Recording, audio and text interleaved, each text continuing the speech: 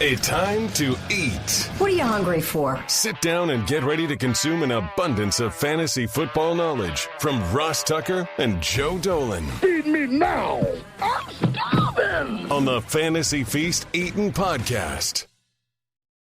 Yeah, let's eat, baby. It is the Fantasy Feast Eatin' Podcast presented by DraftKings. I'm Ross Tucker, former NFL offensive lineman, 5 teams, 7 years, bunch of different podcasts. Obviously, we're having a huge week with all the different podcasts as we are now officially 1 week away from pretty much every NFL team having their first on-field practice. Very exciting times here in the football world and the fantasy football world. Certainly check out the other shows, Ross Tucker Podcast, Even Money for Betting, the College Draft Podcast. As this week we broke down the top players in the ACC, the top 10 prospects in the ACC, and of course, Andrew Brandt's Business of Sports Podcast. Really excited, by the way, about today's guest. He was on the show a year ago. Dave Richard from CBS Sports does such an awesome job. Get to Dave momentarily, but I'm not going to wait till the end of today's episode to tell you who the 3 final contestants are for the best ball. We're doing a best ball. We're actually doing 2 best ball drafts and 1 season long. We're presented by DraftKings. That's who we're doing the best ball draft with. The final 3 contestants. Now remember, we're going to do another one in August. So you can start to send in your entries to be part of the August best ball because we're going to start to announce those contestants starting next week. So take advantage of any of our sponsors, send it to me, and we'll go from there. But today's best ball contestants, Jason Pierce, who just went crazy, Patreon, Warby Parker, Keeps. Jason Pierce just wanted it more than everybody else. Kevin Dobes, doing the Warby Parker home try-on, and Jeannie Notch. Jeannie sent me her Fantasy Points subscription, and I said that last because it's a terrific segue to the co-host of this show, the one and only Joe Dolan, who you can and should follow on social media at FG_Dolan because he is a fantasy gangster, and you should go to his website like now, fantasypoints.com, use the code 21FEAST and win. It's not hard. Now is the time. If you didn't already, fantasypoints.com, 21FEAST is the code for a discount. And then just start to consume all their content and win. It's that easy. Hello, Joe. Hi, Ross. What's going on? It's been a good long week since we last chatted. It's good to be with you today. Good to be with Dave. Dave and I are this week. We're both celebrating, Ross. I guess Dave reminded me that he and I share a birthday, and that will be July 24th. Dave, we are 2 of the most famous people to be born on July 24th, just ahead of Jennifer Lopez and Barry Bonds. So it's a good birthday, though. It's a great birthday. Sure. Joe Mixon. You reminded me of Joe Mixon. Yeah. His birthday is also 7/24. So, it's good. So pleasure to be on with you, young Joe, and a pleasure to be on with you, Ross. Thank you for having me. Is it fair to say July 24th is the biggest day in fantasy football history? Do you think it's fair, considering you guys, you're 2 of the top 10 analysts on the planet, and you were both born the same day? Do we think it's fair to call July 24th the birth of fantasy football? Oh, I wish I could take credit for that, Ross. Yeah. No. We got a lot of work to do. The biggest day in fantasy football will be like 2 weeks or a week before the 2021 season, when all those work leagues are back in action this year. And, like every year the fantasy industry grows, but I think last year a lot of those work leagues, not only was nobody in the office, but I even think people who might have been in the office or were still telecommuting and having meetings with their coworkers, hey, are we going to do that league where we put up $50 and, we have office bragging rights, and, people are in August, you're like, man, look at what we're doing right now. How is the NFL going to have a season? I think a lot of those leagues just kind of lapsed last year. I'm hoping everybody gets back in the saddle this year. I guarantee you the biggest day in the history of fantasy football is going to be some Saturday in late August of 2020. We're like 2021 rather. We're 6-7 weeks away from that. I think Dave knows it too. Like I think like everybody's going to get palpably excited, not to go off on too much of a tangent, when they see preseason football and you're like, oh crap, I know the NFL played last year, but I didn't play fantasy. I'm going to play fantasy this year. Let me get my buddies on the horn. I think it's going to be a big month of August for that. Well, let's get right into it. Dave, we've been doing this for a month straight. We bring in studs like you, and we ask who you're higher on, who you're lower than on in terms of current ADP, because we want our listeners to win. And we want them, they know the debatable guys, they know the guys that people have opinions on. They can ultimately decide. One of the guys that you're higher on than most that jumped out to me, because I think we've had other guests that felt the same way, but I didn't actually get to him. So I want to make sure I get to him today. Robbie Anderson, Panthers wide receiver. Why are you higher on Robbie? Is it the whole Sam Darnold connection? That's a small part of it. Honestly, I love the way that he fit into that offense last year and the opportunity that he got. It was completely different than the opportunity that he had when he was with the Jets. Got a ton of targets as the number 2 receiver, and some weeks he was the number 1 receiver in that offense, and DJ Moore was the one that wasn't getting quite as many looks. I think that the Panthers believe that Darnold is an upgrade over Bridgewater. That's good enough for me. I'm not saying he's going to be, like Bridgewater is a tier 5 quarterback and Darnold is a tier 3 quarterback. I'm not saying anything like that. I'm saying that if they think that Sam Darnold is a little bit better, then that should mean better overall numbers and at least better overall efficiency for all the pass catchers here. And don't get me wrong, I love drafting Robbie Anderson where his ADP is, and NFFC, it's 80th overall from June 1st till now. I think he's good to go at least 10 picks before that. I don't mind taking him in late round 6 in PPR formats. That's important. And I think that he can be a consistent stat producer for fantasy teams again in 2021 compared to his previous years when he was so up and down, where it was like 3 weeks, 4 weeks where he'd get you 7, 5, 6, 21, 4, 2. You know what I mean? Like he was too much of a roller coaster. Now he's going to be more consistent, the perfect type of number 3 receiver to have on your squad. So the one point I'll make here, Dave, since we talk about best ball a lot, because A, I'm a DraftKings guy, and B, I'm a best ball guy. Joe, as God is my witness, will tell you, Dave, I am pretty sure I took Robbie Anderson in every best ball draft Joe and I did last year. And I loved Robbie Anderson. And honestly, I just thought he would score points for me 3 or 4 weeks. I didn't think he would end up being what he was. But you got to admit, Joe, I was all over Robbie Anderson last year. Yeah, and Ross, I was not. And here's the reason. And, well, let's be fair to me, and first and foremost, give you all the credit in the world for that call. But I saw somebody who, in his last season with Sam Darnold, had an average depth of target of 14.6 yards, and I thought that was a miserable fit with Teddy Bridgewater. Turns out, they flipped the script on its head. Robbie Anderson was running shallow crosses. His average depth of target with Teddy Bridgewater was 9.7 yards, much more in line with Teddy Bridgewater. But this brings up another debate. Dave brings up the Sam Darnold debate. And I got to tell, do I think Sam Darnold is more talented than Teddy Bridgewater? Absolutely, 100%. Lock it in. Not even close.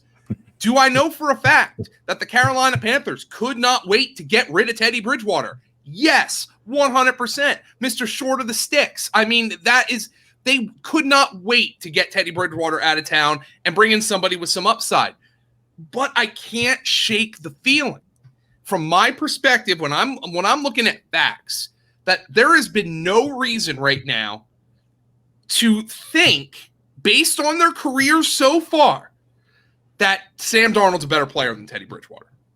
And I don't love Teddy Bridgewater. I just don't think there's any evidence right now for our game that said Sam Darnold is better than Teddy. Now, we have to factor in the Adam Gase tax. I mean, this is why Carolina, to me, is one of the most fascinating and frustrating teams to talk about, because like there is no evidence that Darnold's good. I mean, he flashes. I know he's got some talent, but I mean, he's been a turnover machine since he was at USC. He's been a turnover machine with the Jets. How much is that Tiger going to change its stripes? That being said, is Robbie Anderson's role going to be the same? Because the coaches are the same. DJ Moore's still there. DJ Moore was the guy who was the deep threat in Carolina last year. Again, flipped on its head. We were drafting DJ Moore on the presupposition that he was going to be the short, shallow to intermediate guy that he was in the previous regime. That got flipped on its head. He's now going, by the way, DJ Moore. We're talking like 3-4 rounds ahead of Robbie Anderson. So I've been a little wary on DJ Moore at cost. I got to admit, I don't have a ton of Robbie Anderson right now either, only because I don't know how to answer the Darnold problem. But if you want to put a feather in the cap, it's Joe Brady and how he unlocked Robbie Anderson last year in a way that I had not foreseen. I'm absolutely entertaining the possibility that I have a blind spot for Robbie Anderson right now. And Carolina, with their machinations this offseason, bringing in Darnold, it's making it harder for me to see the forest through the trees. Let's get somebody else you're higher on, Dave. I think these are interesting. I'm glad you sent me this list. Chase Claypool, I find interesting that you're higher on Chase Claypool than the consensus appears to be. Why, Dave? I think that he is the type of receiver that the Steelers can scheme up. Whereas Juju will talk about, like, I'm going to line up everywhere, don't worry. I think that he's a volume receiver, plain and simple. I don't think that he's necessarily special, certainly not consistently enough after the catch. Deontay Johnson is more special than Juju, if you ask me. I just wish he would hold on to the football a little bit more often, and you can't deny the volume that he gets. But Claypool, they can manufacture targets for deep in the red zone, near the goal line, on screens, on slants. I think that he's a huge mismatch problem for defenses, and he's going into his second year. And in this offense, I know that they're going to Matt Canada, and they're going to say they're going to run a lot more, and there's going to be a ton of pre-snap motion so that Roethlisberger can get a read on the defenses. I think it's still going to be a lot of what it was last year. I think there's going to be a lot of short passing because that offensive line, I don't know how you have that line rated, Ross, but it's got to be in the bottom 5, if not the bottom 1. It's really it's an eyesore. I think Claypool can overcome and be a good intermediate area target for Roethlisberger to hit. I think he can make plays after the catch, and I love his size in the red zone. So I think he can actually take a small step forward in terms of yardage, in terms of catch rate, and be a better receiver in his second year, and hopefully come close to the total amount of touchdowns that he had in 2020.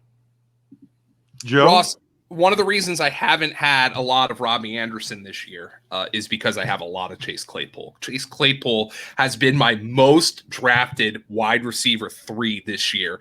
You know, I'm looking at his ADP fluctuating. I'm looking at NFFC and Best Ball 10s data.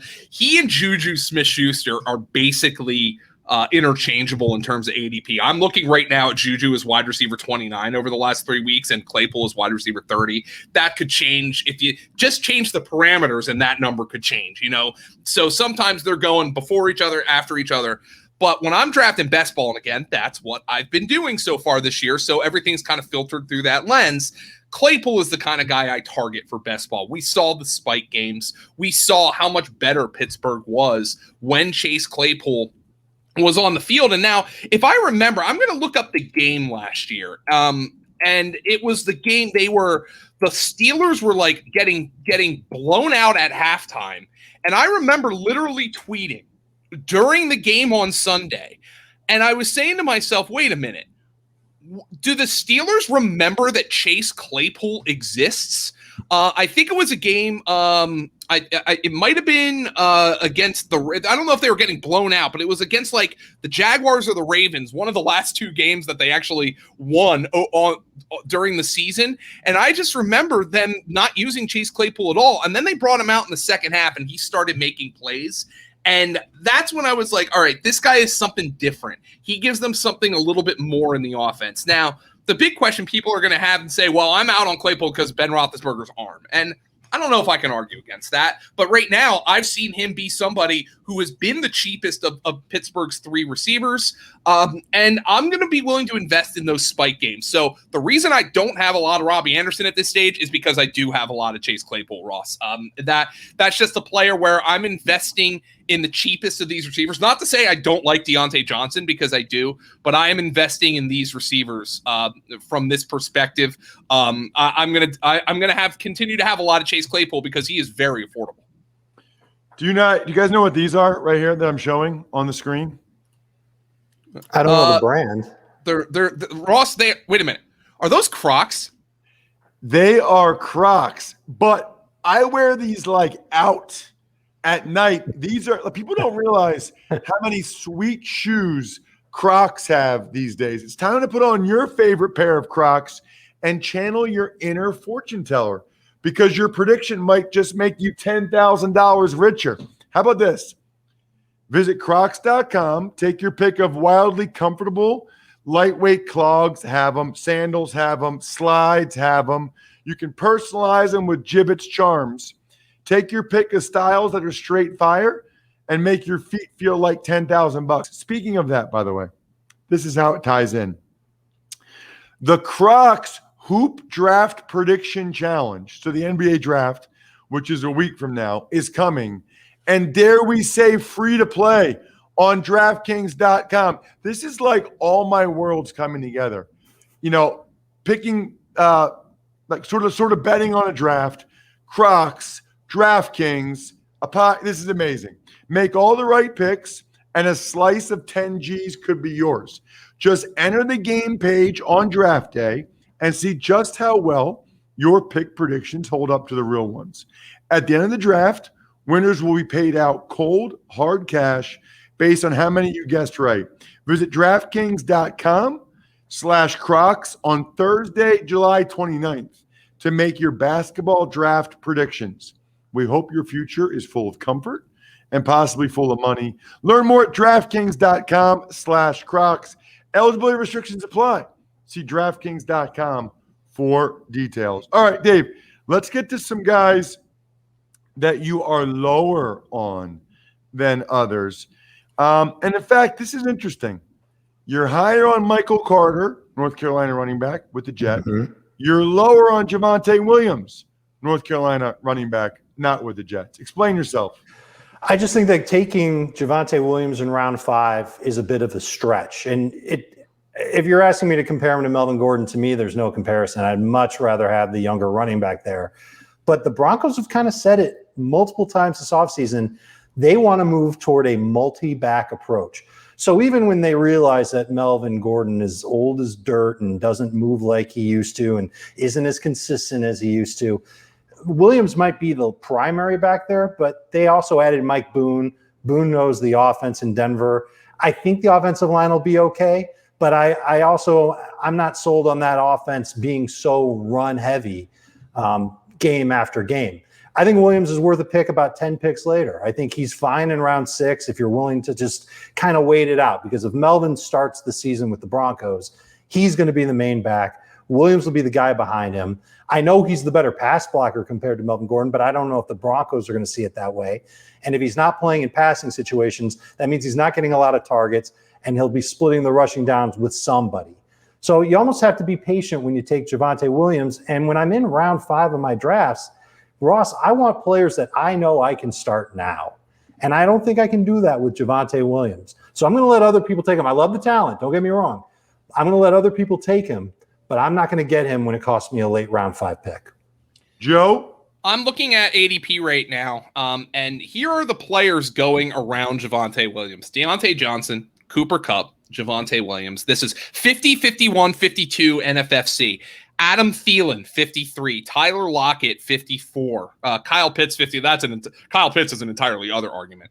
But right. if I'm looking at Deontay Johnson, Cooper Kupp, and Adam Thielen, straight up, I mean, I want all those guys 10 times out of 10 over Javonte Williams on my fantasy team. That being said, the one thing that I have been coming back to when it comes to Javonte Williams, and I totally agree with everything Dave said, I think Javonte Williams is going to take this job, but Melvin Gordon catches the football. They trust him in pass pro. I don't think Melvin Gordon's going away. I mean, he's going away after this year. He's on the final year of his contract. They're going to get rid of him. Javonte Williams is more of a 2022 guy. But I will say this. Just keep this in mind because we saw what happened at the end of last season. Jonathan Taylor, Cam Akers, these guys down the stretch were legitimate league winners after getting off to slow starts as rookies. And, I think you can attribute the slow start to the offseason and all that stuff, the COVID and all that. Does Javonte Williams and some of these rookies be able to come in and step in right away? Another question. But just keep in mind that fantasy players, especially young guys, maybe guys who come on after 6 weeks, 7 weeks, they have one extra week to make an impact if they are late bloomers this year. And I don't want to overestimate that, but I don't want to say it's nothing either because, imagine having Jonathan Taylor at the end of last year or Cam Akers at the end of last year when they're ranking as top 5 running backs, and imagine your Super Bowl is pushed back 1 week. That's one more week to ramp up and get you into the postseason. From Dave's perspective, if I'm drafting somebody in the 5th round of a redraft league where I have to make a start decision early, I don't think Javonte Williams is going to be somebody, barring a huge week 1, which isn't out of the question. He's not going to be somebody I'm comfortable putting in my lineup in week 1.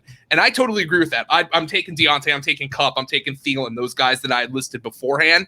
But in best ball formats, and I'm saying this as somebody who doesn't have much Javonte Williams at all, but in best ball formats, just keep in mind that when those roster decisions are being made for you based on the output of the week, I think Javonte Williams, somebody like him, somebody like Travis Etienne, when they start finding their footing this year, they're going to have a wider window to make an impact. So that's why I'm more willing to sign off on those picks in a best ball format. The other thing I can point out is that there's more than one way to get Javonte Williams. You don't have to do it on draft. I mean, you do in best ball, but in a redraft league, right?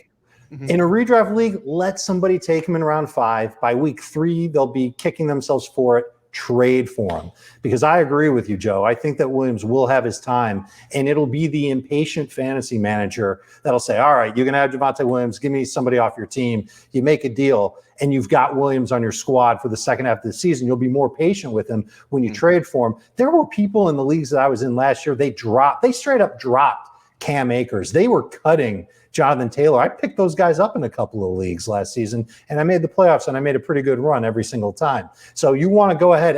I don't think they're going to cut Javonte Williams, but you can trade for him before they do, and it'll cost you a lot less than a 5th-round pick.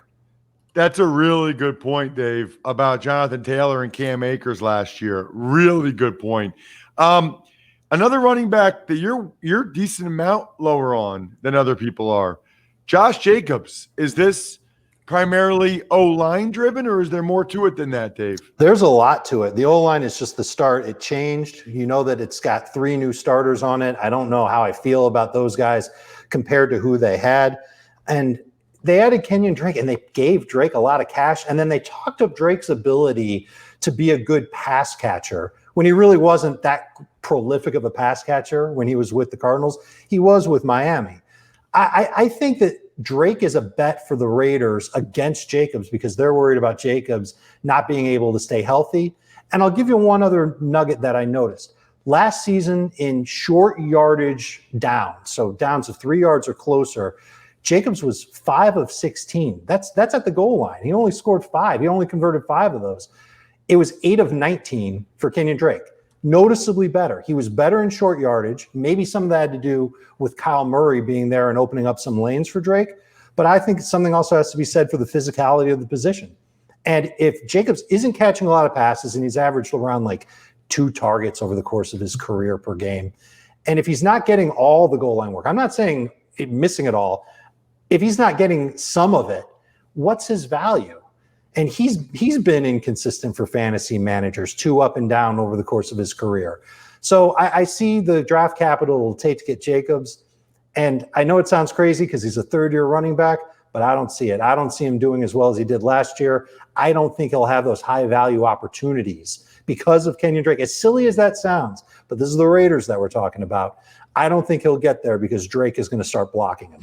Yeah, and Ross, you and I have talked about this on the program, and as somebody who loved Josh Jacobs, and I love him coming out of the out of Alabama, and one of the reasons I loved him coming out of Alabama was his ability to catch the football. And I thought, man, does this really just end up being a perfect fit for the modern NFL bell cow running back? And, you look at it and then you see that the Raiders just haven't used him in that regard in his career. I mean, Ross, I continually go to stathead.com and make sure that I am doing my search correctly, because this is something that is so unbelievable that you have to actually see it on a stat page to believe it. In Josh Jacobs' NFL career, he has one target on third down. One in his career. And I just did the search. That's why I was kind of delaying there, because I was doing the search again on stathead.com to make sure that I had it right. He has one target on third down in his career. It was this season in 2020. It was on November 15th. It was a completion for no gain. So Josh Jacobs has zero receiving yards on third down in his career. It is mind-blowing to me. Why would you take a running back in the first round and then not really use him in the passing game? Ross, I don't get it. It's the Raiders. There has to be something they don't like about Jacobs in that role. There has to be something they don't like. They signed Drake to do it. Jalen Richard and Devontae Booker are scrubs. They're getting that role. There's something they don't like. I mean, I don't know what it is. Jacobs is still a fourth-round pick. It's not the worst pick in the world, but, we talked last week with Jason Moore about somebody like Chase. I'd rather have Chase Edmonds, and I know people are down on him now. I'd rather have him in the sixth round than Jacobs in the fourth. Sure. I've taken a lot of Kenyon Drake in best ball. Not that I feel great about him either, because I don't know what the Raiders are doing. But, Josh Jacobs, who was a good receiver in college, has a single target on third down in his NFL career. That is not the kind of running back I want. Let me just say one thing. Didn't Kenyon Drake come out recently and talk junk on Kingsbury, who got him paid not once but twice, got him the transition tag, and then helped him get the Raiders? And he's complaining about Kingsbury, and I'm not a Kingsbury guy. But it's like, Kenyon Drake, what are we talking about here, bro? Yeah, his receiving role last year in Arizona was weird. I don't think any of us, because he was so good in that role in 2019 after they traded for him. I don't really get that. I don't know but the Jacobs thing just blows my mind, Ross. It just utterly blows my mind. And the cherry on top, hold on. The cherry on top, let's just say that you get him in round 5. Week 1, he's against the Ravens. Week 2, he's against the Steelers. Good luck at the beginning of the year with Josh Jacobs at running back for your fantasy team. I will say this, though, looking at Josh Jacobs' numbers, Dave, just looking at his overall production, he has a lot more production than I thought. The way based on the way we talk about Jacobs, and I think it's because of spike games, but he's got 2,200 rushing yards and 19 rushing touchdowns in his career. For 2 seasons, that's pretty damn good. It's just the role has been so inconsistent that I think he's driven us nuts. Check him out on social media at Dave Richard. He even has his email address there, so you can tell him how much you love the Miami and Dallas Cowboys helmets he has on in his background. For those of you that check us out at youtube.com/Ross Tucker NFL, he's a stud over at CBSSports.com. Dave, thank you so much as always, man. That was awesome. Happy to talk fantasy with you guys anytime. Back-to-back awesome episodes. Next week, we will have a legend on the show, and NFL training camps are here. We'll be getting real injury information, well, kind of, but we'll also be getting real reports starting next week, and we'll start to get new entrants for the August best ball draft. So hit us up. We love it. We need it. Ross at RossTucker.com. After you do the Crocs thing at DraftKings or whatever you do, send it to me, and you'll have a great chance to go against Joe and I in the August DraftKings best ball draft. And, of course, get your subscription, fantasypoints.com. Use the code 21FEAST. I'm stuffed. We're done. Thanks for listening to the Fantasy Feast podcast. Make sure to also subscribe to the Ross Tucker Football Podcast, Even Money, Business of Sports, and the College Draft. All available at Apple Podcasts, RossTucker.com, or wherever podcasts can be found. A lot of times on the show, I mentioned DraftKings. Here's what you need to know. You got to be 21 or older, New Jersey, Indiana, or Pennsylvania only. New customers only. Restrictions apply. See DraftKings.com/sportsbook for details. Gambling problem, call 1-800-GAMBLER, or in Indiana, 1-800-9-WITH-IT. By the way, if what I was talking about included a deposit bonus, doesn't always, sometimes it does. Deposit bonus requires 25 times playthrough, and deposit bonuses are paid out in site credit.